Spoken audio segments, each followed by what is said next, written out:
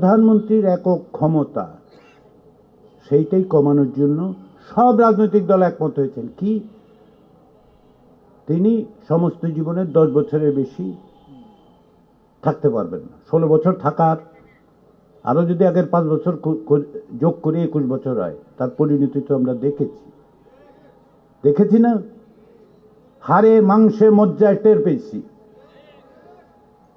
তাহলে ক্ষমতা আপনার কমাইতে হবে, ক্ষমতা ভাগ করতে হবে। কিছু কিছু প্রশ্নের মধ্যে একটা প্রশ্ন হচ্ছে পিআর পদ্ধতি জিনিসটা কি এবং আমরা উচ্চ কক্ষ দরকারটা কি। আমি আপনাদের প্রশ্নগুলোর থেকেই কথাগুলো বলার চেষ্টা করছি। বাংলাদেশে কি হয়, বাংলাদেশে সংবিধান ইচ্ছামতো সংশোধন হয়, 17 বার হয়েছে। কিভাবে সংশোধন হয়েছে? যে আপনি সংসদে 2/3 থাকলেই আপনি মন মতো সংবিধান সংশোধন করে তত্ত্বাবধায়ক সরকার ব্যবস্থা বাতিল করে দিতে পারেন। তারপরে ইচ্ছামতো রাতের ভোট, দামি নির্বাচন কি করতে পারেন। এটা বন্ধ করবেন কিভাবে? জুলাই জাতীয় সনদ বলা হচ্ছে যে এর বাইরে একটা আলাদা হাউস তৈরি করা, 100 জনের, এটাকে আমরা উচ্চ কক্ষ বলছি। 100 জনের থেকে কিভাবে 100 জন হবে? বলে যে আপনি যে ভোট দিলেন, ধরেন আপনি একটা দলকে ভোট দিচ্ছেন, তারা 5% ভোট পাইছে, তাদের দেখা গেল যে সারা দেশ জুড়ে 5%, কোথাওই তারা একটা সিটও পায় নাই। ফলে আপনি সংসদে আপনার কোনো প্রতিনিধিত্ব নাই, কিন্তু আপনার 5% ভোটের কোনো দাম নাই, থাকতে হবে। ওই জন্য আপনার ওই 5%-এর ভিত্তিতে ওই যে 100টা সিট, তার মধ্যে অন্ততপক্ষে 4-5টা লোক যাবে। এইটাই হচ্ছে সংখ্যানুপাত, এইটাই হচ্ছে পিআর সিস্টেম। আপনার প্রত্যেকটা মানুষের ভোটের মূল্য যদি দিতে চান, তাহলে আমরা উচ্চ কক্ষে বলতেছি পিআর সিস্টেমটা করেন। করলে কি হবে? সকলের মত পথের একটা প্রতিনিধিত্ব হবে। দ্বিতীয় যেটা, সেটা হচ্ছে সংবিধান সংশোধন করতে হলে আপনি সংসদে 2/3 যথেষ্ট না, উচ্চ কক্ষে অন্তত পক্ষে 100 জনের মধ্যে 51 জন আপনার লাগবে। তো 51 জন লাগলে সুবিধাটা কি? সুবিধাটা হচ্ছে এই, বাংলাদেশে থেকে 50% ভোট পায় না কোনো দল। তাহলে আপনি যদি কোনো সংবিধান সংশোধন করতে চান, আপনার দলের বাইরে 4-5টা লোক, 7টা লোক, 6টা লোক লাগবে। তো লাগলে কি করবে? একটু আপোষ করবে, তাই তো? যেটা জাতীয় প্রয়োজন না সেরকম জিনিস আপনি সংশোধন করতে পারবেন না। তারপরেও আবার আমরা বলছি যদি মৌলিক বিষয় হয় তাহলে জনগণের গণভোট নিতে হবে। বাত ব্যথা, প্যারালাইসিস কিংবা আর্থ্রাইটিস, আধুনিক ফিজিওথেরাপি ও পুনর্বাসন চিকিৎসায় নির্ভরযোগ্য নাম ডিপিআরসি। এইটাই হচ্ছে পিআর সিস্টেমের উচ্চকক্ষ তৈরির প্রয়োজন। এর মধ্য দিয়ে সকলের ভোটের মূল্য হবে, সকলের প্রতিনিধিত্ব নিশ্চিত হবে, ইচ্ছামতো সংবিধান সংশোধন করা যাবে না। আরেকটা কাজ হবে, রাষ্ট্রপতি যখন নির্বাচিত হন তখন তাকে উচ্চকক্ষেও জিততে হবে।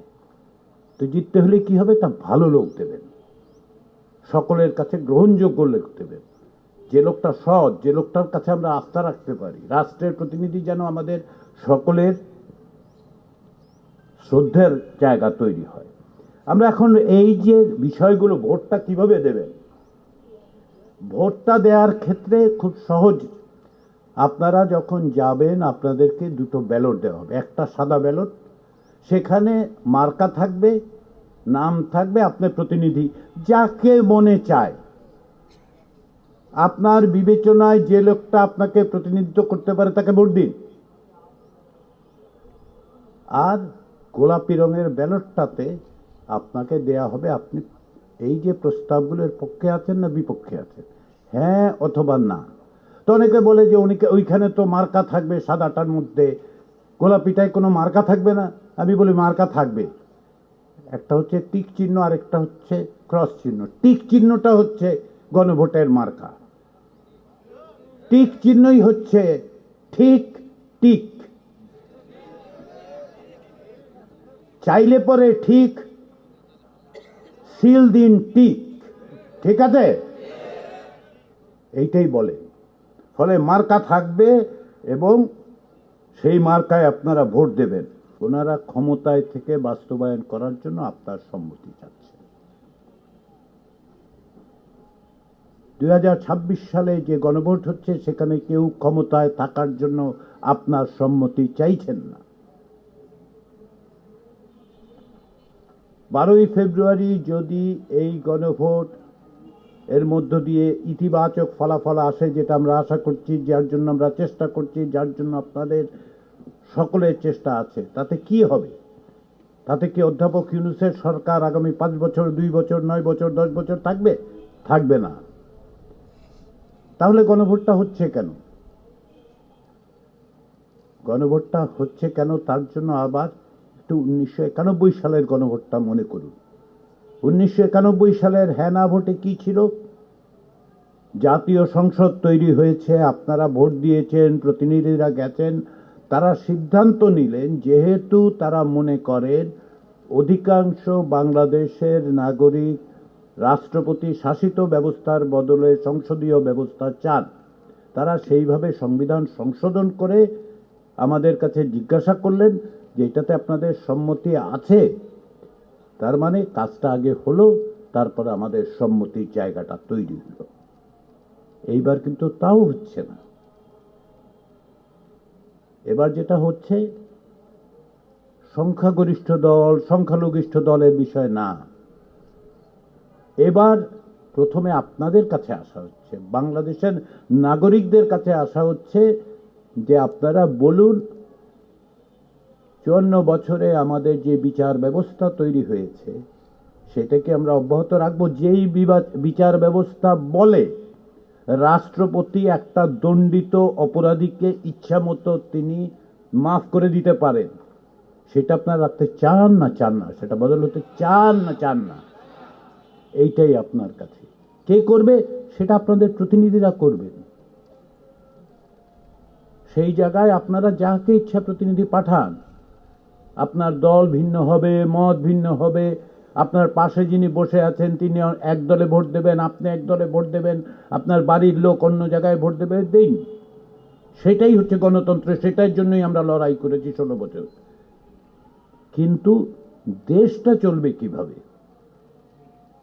সেই জায়গাটাতেই আপনাদের কাছে আসা, আপনাদের মাধ্যমে সকলের কাছে আসা, বাংলাদেশের 13 কোটি ভোটারের কাছে আসা, যে দেশ ভবিষ্যতে কিভাবে চলবে, দেশ পরিচালনার দিক নির্দেশনাটা আপনাদের কাছ থেকে, বাংলাদেশের মানুষের কাছ থেকে আসা দরকার। এই জায়গায় আমরা আসলাম কিভাবে? আসলাম 2024 সালের গণ অভ্যুত্থানের পরে রাজনৈতিক দলগুলোর মধ্যে আলাপ আলোচনা করে একটা জুলাই জাতীয় সনদ 2025 তৈরি হলো। আমরা আমাদের আন্তরিক প্রচেষ্টা দিয়ে, এবং এখন যখন আমি বলি আমরা, তখন আমরা বলছি রাজনৈতিক দলগুলো, কমিশনগুলো, ব্যক্তিগতভাবে আমরা সকলে মিলে কি চেষ্টা করলাম যে সকলে ভবিষ্যৎ কিভাবে হবে এ বিষয়ে আমরা একমত হতে পারি কিনা। যতটা একমত হয়ে গেল, কিছু কিছু ভিন্ন মত সত্ত্বেও আমরা সকলে মিলে একটা জুলাই জাতীয় সনদ তৈরি করলাম, এবং রাজনৈতিক দলগুলো অঙ্গীকার করলেন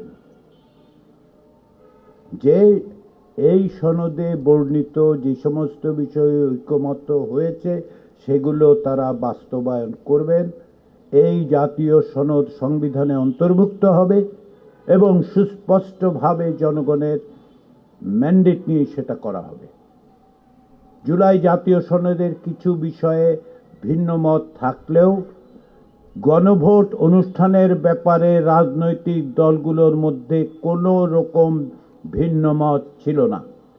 সকলেই বলেছেন যে আসুন আমরা সকলে মিলে জনগণের কাছে যাই, তাদের কাছে জিজ্ঞাসা করি, আমরা বলতে পারি তোমাদের জন্য, আপনাদের জন্য আমরা একটা ভালো ভবিষ্যৎ রেখে গেলাম। আমি আমার ভূমিকাটা পালন করলাম, তুমি এটা রক্ষা করো, হেফাজত করার দায়িত্ব তোমার, কিন্তু আমি তৈরি করে দিয়ে যেতে চাই তোমার জন্য। আসেন আমরা সবাই মিলে সেই চেষ্টাটা করি। আমরা বলেছি যে চাবি আপনার হাতে, চাবি দিয়ে দরজা খুলুন, সামনে ভবিষ্যৎ যে বাংলাদেশের, সেই বাংলাদেশের দরজাটা খোলার চাবি আপনার হাতে। দরজাটা খুলবেন কি খুলবেন না সেটা সবাইকে বলুন, সবাইকে উৎসাহিত করুন, অনুপ্রাণিত করুন। দুটো কথা সবাইকে বলেন, সাদা ব্যালটে মন ধরে যাকে ঠিক মনে হয় ভোট দিন, গোলাপি ভোটে টিক চিহ্নতে ভোট দিন, কারণ ওইটা হচ্ছে ভবিষ্যৎ বাংলাদেশের। সেই ভবিষ্যৎটা তৈরি করার দায়িত্ব আসুন আমরা সবাই মিলে পালন করি। আশা করি আমরা সবাই মিলে সফল হব, কারণ আমরা চাইলে পারি। ফ্যাসিবাদকে হটানো গেছে, আমরা একটা নতুন ভালো বাংলাদেশের পথ তৈরি করতে পারবো। সবাই ঐক্যবদ্ধ থাকলে পারবো, অবশ্যই পারবো।